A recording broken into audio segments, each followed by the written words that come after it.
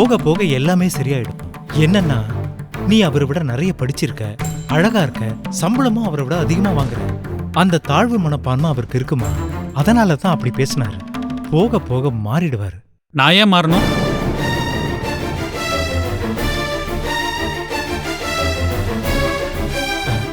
வாங்க மாப்பிள்ள. எனக்கு தாழ்வு மனப்பான்மைன்றதை நீங்களே கண்டுபிடிச்சிங்களா, இல்ல உங்க பொண்ணு கண்டுபிடிச்சு சொன்னாலா? இல்ல மாப்பிள்ள, சும்மா தான் பேசிக்கிட்டு இருந்தோம். உங்களை பத்தி அப்பா நல்ல விதமா தாங்க சொல்லிட்டு இருந்தாரு. நீ என்னை விட அதிகமா சம்பாதிக்கிற, படிச்சிருக்க, அழகா இருக்க, அதை நினைச்சு எனக்கு தாழ்வு மனப்பான்மை. இதெல்லாம் என்னை பத்தி அவர் சொன்ன நல்ல விஷயங்களா? நீங்க பேசிட்டு இருந்ததை பாதியில கேட்டு தப்பா நினைக்கிறீங்க. அவர் என்ன சொல்லிட்டு இருந்தாருன்னு முதல்ல தெரியுமா? என்ன சொல்லிட்டு இருந்தாரு? நம்ம வீட்டுக்கு மிக்ஸி, கிரைண்டர், ஃப்ரிட்ஜ் எல்லாம் அப்பா வாங்கி தரேன்னு சொன்னாரு. உன் புருஷன் கையால் ஆகாதவன், சாதாரண ஒரு மெக்கானிக், கூலிக்காரன். ஒரு மிக்ஸி கிரைண்டர் வாங்க கூட துப்பு இல்லாதவன். மாப்பிள்ள, அதனால உங்க அப்பா அதெல்லாம் வாங்கி தரேன்னு சொன்னாரா? ஏமாமா, அன்னைக்கு என்னன்னா வேற வீடு பாருங்கன்னு சொன்னீங்க, இன்னைக்கு மிக்ஸி கிரைண்டர்லாம் வாங்கி தரேன்னு சொல்றீங்க. உங்க மனசுல என்னதான் நினைச்சிட்டு இருக்கீங்க? இல்ல மாப்பிள்ள, இந்த பாருங்க, உங்க பொண்ணு என் கூட வாழ்றதுக்கு ரொம்ப கஷ்டப்படுறான்னு அப்படின்னு நீங்க நினைச்சா இப்போ ஒண்ணு கெட்டு போகல. தாராளமா உங்களோடவே கூட்டு போய் வசதியான வாழ்க்கையை அமைச்சு கொடுங்க. அதை விட்டுட்டு சும்மா சும்மா என்ன சீண்டி பார்க்காதீங்க.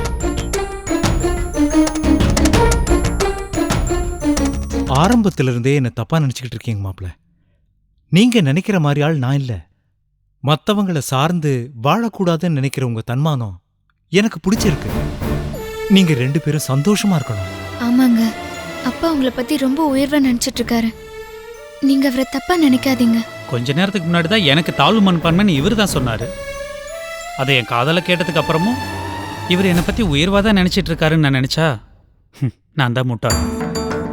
நான் உங்களை பத்தி என்ன சொன்னாலும் அது உங்களுக்கு தப்பா தான் படுது. என்ன மன்னிச்சிருங்க மாப்பிள்ள. அப்பா நில்லுங்கப்பா. என்னங்க, உண்மையிலேயே அப்பா உங்களை பத்தி உயர்வாதாங்க பேசிட்டு இருந்தாரு. ஆமாமா, நீங்க 2 பேரும் எனக்கு பாராட்டு விழா நடத்துனீங்கல்ல, நான் கேட்டுதான் இருந்தேன். உங்களுக்கு எப்படி புரிய வைக்கிறதுன்னு எனக்கு தெரியலங்க.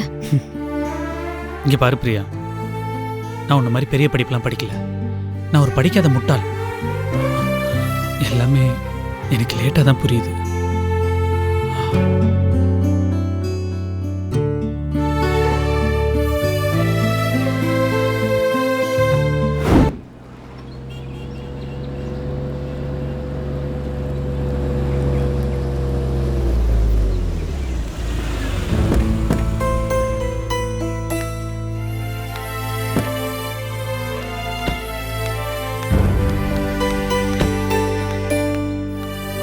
அம்மா, நான் உள்ள போய் கதவு திறக்க. சரி வாண்ணே, பார்த்து வா, பார்த்து வாண்ணே.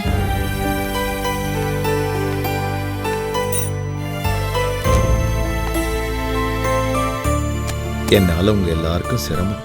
ஏன்னு இப்படிலாம் பேசுற? எங்களுக்கு உடம்பு சரியில்லைன்னு நீ பாத்துக்க மாட்டியா?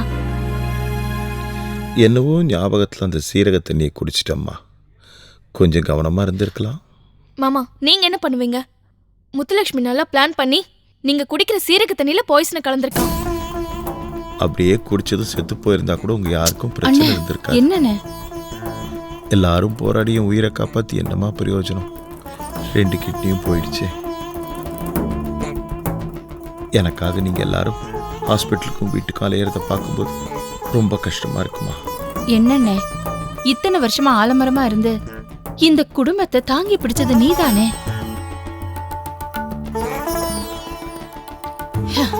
என்னமோ போதாத காலம் இப்படி ஆயிடுச்சு. எங்களுக்கு இதெல்லாம் ஒரு சிரமமே இல்லைன்னு. ராஜி, நான் சொல்றது உனக்கு புரியலம்மா. இப்ப நான் கிட்னி ஃபெயிலியர் பேஷண்ட். அடிக்கடி டயாலிசிஸ்க்கு போகணும். எனக்காக உப்பு சேர்க்காம தனியா சமையல் பண்ணணும். டயாலிசிஸ் முடிச்சு வந்தா ஒரு நாள் முழுக்க டயர்டா இருக்குமா. என்னால தனியா பாத்ரூம்க்கு கூட போக முடியாது. அதெல்லாம் நினைச்சா ரொம்ப கஷ்டமா இருக்குமா. மாமா, இதெல்லாம் ஒரு பிரச்சனையா?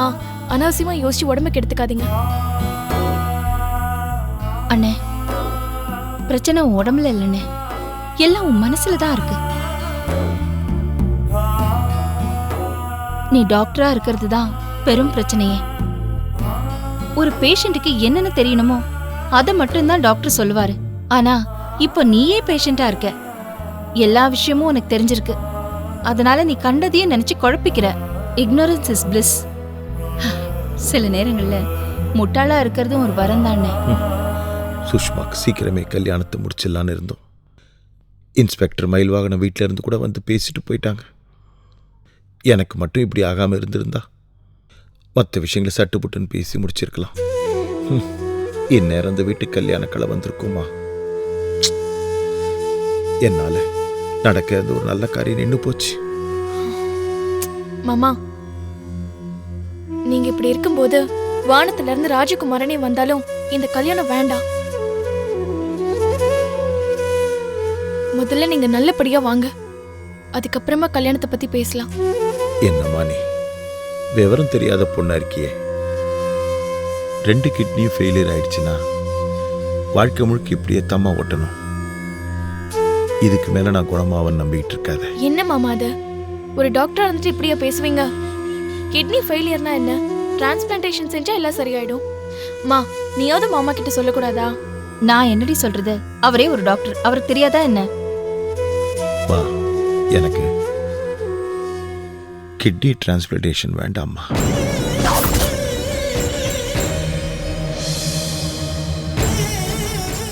என்ன இப்படி சொல்ற? ஏம்மா, எனக்கு என்ன சின்ன வயசா? எவ்வளவோ சின்ன வயசு பசங்க கிட்னி ப்ராப்ளத்தினால எவ்வளவோ கஷ்டப்பட்டுட்டு இருக்காங்க. அவங்களுக்கு தாம்மா கிட்னி கிடைக்கணும். என்ன மாதிரி வயசானவங்க டயாலிசிஸ் பண்ணிக்கிட்டே காலத்தை ஓட்டிட்டு போயிட வேண்டியது தாம்மா.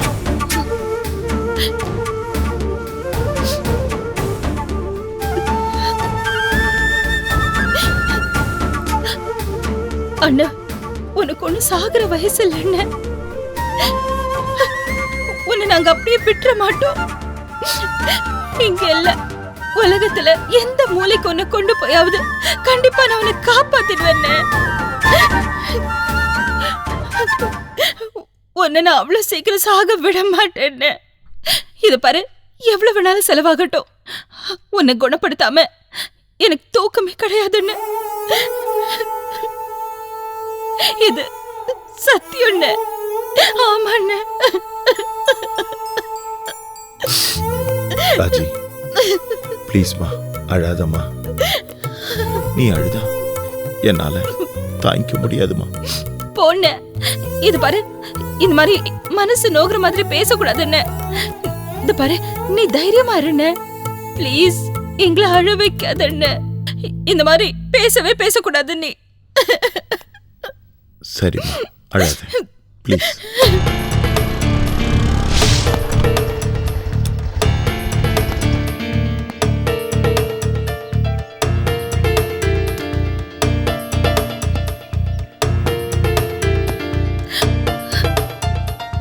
உள்ள வரலாங்களா? வாங்க இன்ஸ்பெக்டர், உட்காருங்க. வாங்க உட்காருங்க. எப்படி இருக்கீங்க சார்? நல்லா இருக்கேன். இப்பதான் ஹாஸ்பிட்டல் இருந்து வீட்டுக்கு வந்தேன். எதிர்பாராம 2 கிட்னி ஃபெயிலியர் ஆயிடுச்சு. நீங்க ஒரு டாக்டர், உங்களுக்கு சொல்ல வேண்டிய அவசியமே இல்லை. இன்னைக்கு இருக்கிற நவீன மருத்துவ உலகத்துல தீராத நோயின்னு எதுவுமே இல்லை. இத்தனை பேர் இருக்கோம், உங்களை விட்டுருமாப்பா?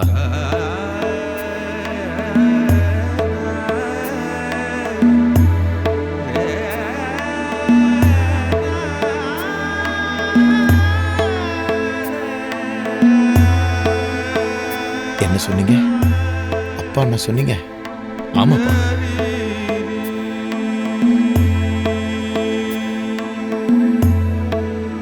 சுஷ்மாக்கு நீங்க மாமானா எனக்கு அப்பா முறை தானே. நான் அப்படி கூப்பிடலாம்ல?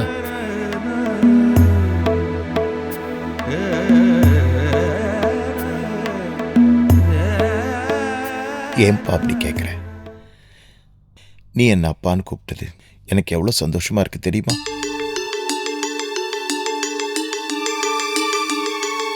சுஷ்மா கல்யாணம் நடந்தா அது மூலியமா ஒரு மகன் கிடைப்பாங்கிறத நான் யோசிக்கவே இல்லைப்பா.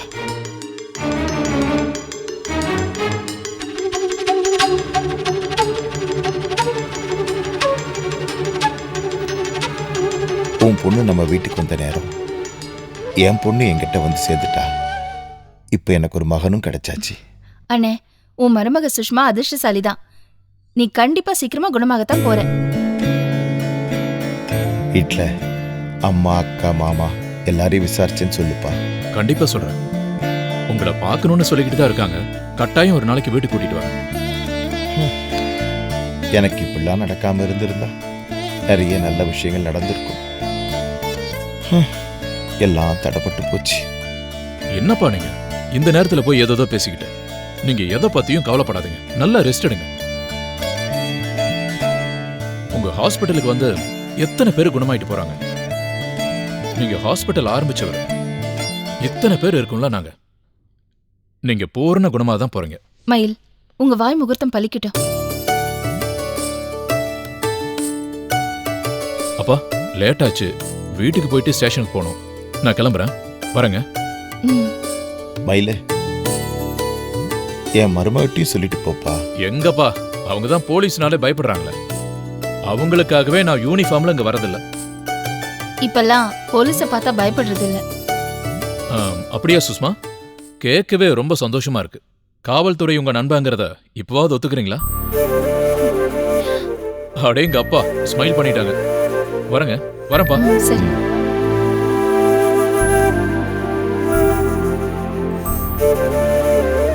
அஜி, என் மருமக ரொம்ப கொடுத்து வச்சவமா. மயில்வான ரொம்ப நல்ல பையமா. எங்கன்னு நாம தான் சொல்லிக்கிட்டு இருக்கோம். இவ வாயை திறந்து ஒண்ணுமே சொல்ல மாட்டேங்கிறாளே. ஏய், நாங்க சொல்றது காதுல விழுதா? சுஷ்மா, சீக்கிரம் ஒரு நல்ல முடிவு சொல்லுமா. நான் நல்லபடியா நடமாடிட்டு இருக்கும் போதே உனக்கு கல்யாணத்தை பண்ண. எனக்கு கொஞ்சம் டைம் வேணும். என்னடி இத்தனை நாள் எடுத்துக்கிட்டது போதாதா? ராஜி, சும்மா இருமா. இதை பாருமா, இன்னும் எத்தனை நாள் வேணாலும் எடுத்துக்கோ. நல்லாவே யோசி. ஆனா ஒண்ணுமா, மயில் வாகனம் மாதிரி ஒரு மாப்பிள்ளை அமையிறது ரொம்ப கஷ்டமா. அதை மனசுல வச்சுக்கோ.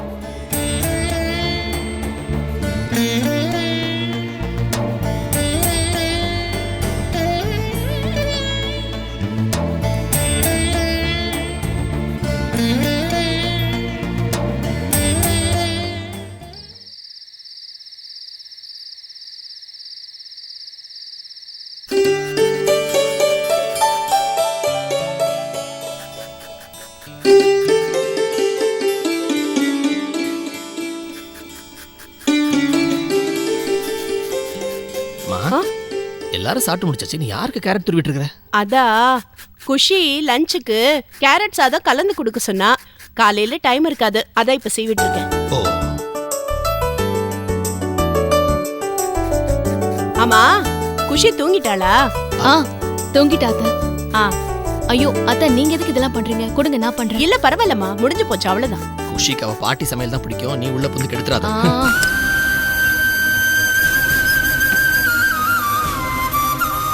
தம்பி, அண்ணே, மாமாக்கு இப்ப எப்படிடா இருக்கு? மாதம் ஒரு வாட்டி டயாலிசிஸ் பண்ணணும். கிட்னி ஃபெயிலியருக்கு வேறு என்னென்ன பண்ண முடியும்? என்னடா டயாலிசிஸ் தான் ஒரே ஆப்ஷன் மாதிரி பேசுற? கிட்னி டிரான்ஸ்பிளான்டேஷன் பண்ணலாமேடா. அதுக்கும் ஏற்பாடு பண்ணிட்டு தான் இருக்கும். டோனர் யாராவது கிடைச்சாங்களா? பிளட் ரிலேட்டிவ்க்குள்ளே கிட்னி மேட்ச் ஆச்சுன்னா எப்போ என்ன பண்ணலாம். அதான் மாமா,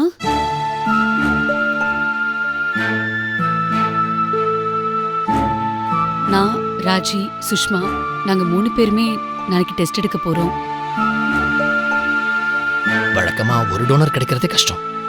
நம்ம நல்ல நேரம், 1க்கு 3 டோனர் இருக்கீங்க. கண்டிப்பா உங்க 3 பேர்ல யாராவது ஒருத்தருடைய கிட்னி அவருக்கு செட் ஆகும். அப்புறம் என்னடா தம்பி, கூடிய சீக்கிரமே மாமா குணமாகி நல்லபடியா வந்துருவாரு. ஸ்னேகா, உன் கிட்னி மேட்ச் ஆச்சுன்னா நீ கொடுக்க போறியா? ஆமா அத்தை. ஏண்டா ராஜீவா, நான் தெரியாம தான் கேக்குறேன். கிட்னி கொடுத்தா கொடுக்கறவங்களுக்கு எதுவும் பாதிப்பு இருக்காது இல்ல? அட என்னம்மா நீ இது கூட தெரியாம இருக்க? மனுஷனுடைய உடம்புக்குள்ள இருக்கிற முக்கியமான உறுப்புகள்ல மூளை, இதயம், கல்லீரல் இந்த மாதிரி உறுப்புகள்லாம் ஒன்னொன்னா படைச்ச கடவுள் சிறுநீரகத்தை மட்டும் ஒவ்வொருத்தருக்கும் 2ஆ கொடுத்துருக்காரு. இப்போ ஒரு மனுஷன் நார்மலா வாழ்றதுக்கு அவனுடைய ஒரு கிட்னி ஒழுங்கா ஃபங்க்ஷன் பண்ணா போதும். சப்போஸ் 2 கிட்னியுமே ஃபெயிலியர் ஆயிடுச்சுன்னா வேற யார்கிட்டயாவது இருந்து ஒரு கிட்னியை வாங்கி ஃபிக்ஸ் பண்ணா போதும், நாம ஆரோக்கியமா வாழலாம். டேய், நீ என்னென்னமோ சொல்ற. எனக்கு ஒண்ணுமே புரியலடா. மா, மாமாவுக்கு 2 கிட்னியும் ஃபெயிலியர்மா. ஒரு கிட்னி கிடைச்சா கூட அவர் பொழைச்சுப்பாரு. ராஜி, ஸ்னேகா, சுஷ்மா இவங்களில் யாராவது ஒருத்தர் தான் கிட்னி கொடுக்க போகிறாங்க. இன்னொரு கிட்னியில் அவங்க சந்தோஷமாக வாழலாமா?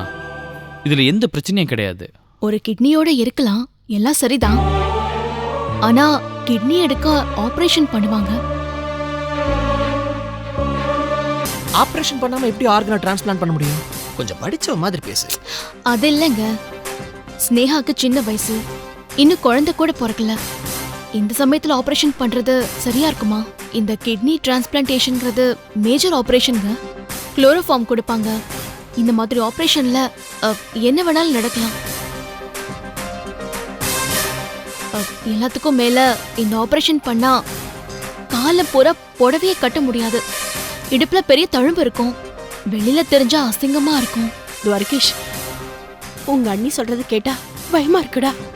ஸ்னேகா சின்ன பொண்ணுடா, அவ ஆபரேஷன்ல தாங்குவாளா? மா, ஆப்ரேஷன் ಮಾಡಿ எல்லா டெஸ்ட்டும் எடுத்து இவ ஃபிட்டாக இருந்தால் தான் ஆப்ரேஷனே பண்ணுவாங்க. ஸ்கின் கிராஃப்டிங்கில் அந்த தழும்புலாம் மறைச்சலாமா? இன்னொரு விஷயம், ஸ்னேகா தான் கிட்னி கொடுக்க போகிறான்னு இன்னும் கன்ஃபார்மே ஆகலாமா? அது இல்ல துவாரகேஷ், ராஜி சுஷ்மாவை விட கருணாகரன் அங்கிளுக்கு நெருங்கிய உறவு ஸ்னேகா தான். அப்போ கண்டிப்பா இவளோட தான் மேட்ச் ஆகும். அப்போ ஸ்னேகா தானே கிட்னி கொடுக்கற மாதிரி இருக்கும். அப்படி நடந்தா என்னை விட சந்தோஷப்படுற ஆள் இந்த உலகத்திலே வேற யாருமே இருக்க முடியாது. ஸ்னேகா, நீ உன்னை பத்தி கொஞ்சம் யோசிச்சு பாரு. ஆபரேஷனுக்கு அப்புறம் உன்னால கஷ்டமான வேலையை பார்க்க முடியாது, 2 வீலர் ஓட்ட முடியாது. அவ்வளோ ஏன், நாளைக்கே நீ கன்சீவ் ஆனா பிரசவ வலியை தாங்கிறதுக்கு உன் உடம்புல தெம்பு இருக்க வேண்டாம்? உமா, கொஞ்சம் சும்மா இருக்கியா? அவங்க 2 பேரும் சேர்ந்து முடிவு எடுத்துட்டாங்க. நாளைக்கு டெஸ்ட்டுக்கும் போறாங்க. கடைசி நிமிஷத்தை எதுக்கு கண்டதையும் பேசி கன்ஃபியூஸ் பண்ணிட்டு இருக்க? ஸ்னேகாவுக்கும் இந்த குடும்பத்துக்கும் நல்லது சொல்லக்கூட எனக்கு உரிமை இல்லையா? ஸ்னேகா, என்னை மன்னிச்சிரு. ஐயோ, உன் மேல இருக்கிற அக்கறையில தான் இதெல்லாம் சொன்னேன். உங்க அக்கறை எனக்கு புரியுதுக்கா. ஆனா கிட்னி டிரான்ஸ்பிளான்டேஷன் பண்றதால உயிருக்கெல்லாம் எந்த ஆபத்தும் வராது. கிட்னி டொனேட் பண்ணவங்க எவ்வளவு பேர் எனக்கு தெரிஞ்சே ரொம்ப நல்லா இருக்காங்க அப்படின்னு கஸ்தூரி ஹாஸ்பிட்டல் டாக்டர் சொன்னாங்களா?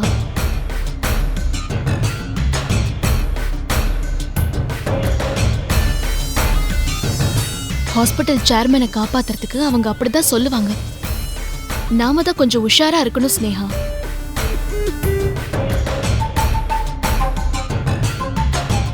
பொதுவா 60 வயசுக்கு மேல கிட்னி ஃபெயிலியர் ஆயிடுச்சுன்னா கிட்னி டிரான்ஸ்பிளான்டேஷன் ப்ரிஃபர் பண்ண மாட்டாங்க ஸ்னேகா. டயாலிசிஸ் பண்ணிக்கிட்டு காலத்தை ஓட்ட வேண்டியதுதான். சொந்த ஹாஸ்பிட்டல்ங்கிறதுனால டிரான்ஸ்பிளான்டேஷன் பண்ணிடலான்னு முடிவு பண்ணிட்டாங்க. உமா, இங்க பாரு, நீ தேவையில்லாம என்னென்னமோ பேசிட்டு இருக்கிற. நான் சொல்ல வேண்டாம்னு பார்த்தா நீ வாயை கிளற. தெரியாம தான் கேட்கிறேன். உங்க அப்பா என்ன பெரிய தேச தியாகியா? ஒரு கொலை பண்ணிட்டு ஜெயிலுக்குள்ள போய் உட்கார்ந்துருக்காரு. அவரையே நீ யாருக்கும் தெரியாம போய் மீட் பண்ணிட்டு வர. எதுக்காக? உங்க அப்பா மேல இருக்கிற அன்பாலையும் பாசத்தினாலையும் தானே. ஒரு கொலை குற்றவாளியா இருக்கிற உங்க அப்பா மேலே உனக்கு இந்த அளவுக்கு அன்பும் பாசமும் இருக்குது. அப்படி இருக்கும்போது கருணாகர மாமா ஒரு நல்ல டாக்டரா இருந்து எத்தனையோ உயிரை காப்பாத்தினவர். அப்படிப்பட்ட ஒரு மனுஷன் இன்னைக்கு உயிருக்கு போராடிட்டு இருக்காரு. அவருடைய மக ஸ்னேகா, அவளுக்கு அவங்க அப்பா மேல பாசம் இருக்காதா, அக்கறை இருக்காதா? தன்னுடைய தகப்பனை அவ காப்பாத்தணும்னு நினைக்கிறது அவளுடைய உரிமை, அது அவ கடமையும் கூட. இப்ப இதுக்கு தேவையில்லாம எங்க அப்பா விழுக்குறீங்க. வருதுல்ல, கோபம் வருதுல்ல. எதனால உங்க அப்பா பத்தி பேசின உனக்கு கோபம் வருது? பாசமும் அக்கறையும் இருக்கிறதுனால தானே. அதே பாசமும் அக்கறையினால தானே அவளும் கிட்னி தரேங்கிறா. அவங்க அப்பா ஒண்ணு தப்பா பேசலையே. இங்க பாரு, உன்கிட்ட ஆர்கியூ பண்றதுக்கு நான் தயாரா இல்ல. நான் சொல்றதெல்லாம் சிம்பிளா ஒரே ஒரு விஷயம் தான். அவ முடிவெடுத்துட்டா, அவளை கன்ஃபியூஸ் பண்ணாது.